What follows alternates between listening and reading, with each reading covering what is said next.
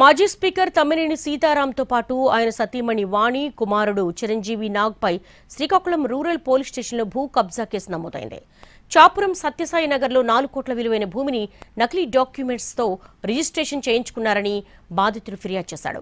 తప్పుడు ధృవీకరణ పత్రాలతో భూమి రిజిస్ట్రేషన్ చేశారనే కేసులో 8 మందిని అరెస్ట్ చేశారు పోలీసులు. ఈ వ్యవహారంలో తమ్మినేని సీతారాంతో పాటు ఆయన కుటుంబ సభ్యుల మీద కేసు నమోదైంది. భూమి యజమాని అందవరపు గోవిందరాజుల పేరిట 900 గజాల స్థలం ఉంది. ఆయన బతుకుండగానే నకిలీ మరణ ధృవీకరణ పత్రాలు సృష్టించారు నిందితులు. ఫేక్ డాక్యుమెంట్స్తో ఆముదాల వలస సబ్ రిజిస్ట్రార్ కార్యాలయంలో రిజిస్ట్రేషన్ చేశారు. దీంతో పోలీసులను ఆశ్రయించారు గోవిందరాజులు. అల్లుడు కనక లింగేశ్వరరావు. ఈ కేసులో అప్పటి సబ్ రిజిస్ట్రార్ బోడేపల్లి అరుణ మీద పోలీసులు కేసు నమోదు చేశారు.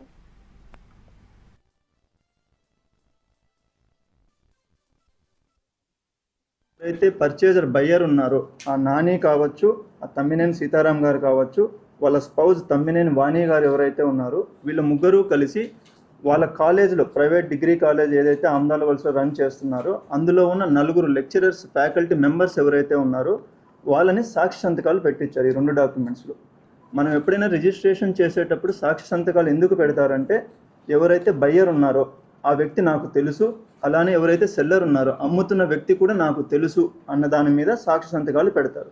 బట్ ఈ నలుగురికి ఎవరికి సెల్లర్ ఎవరైతే రజని ఉన్నారో ఆ పర్సన్ పరిచయం లేదు, ఆవిడ ఎక్కడ ఉంటారో కూడా తెలియదు యాక్చువల్గా వీళ్ళకి. సో జస్ట్ వాళ్ళు పెట్టమని చెప్పారు కాబట్టి వీళ్ళు పెట్టేశారు.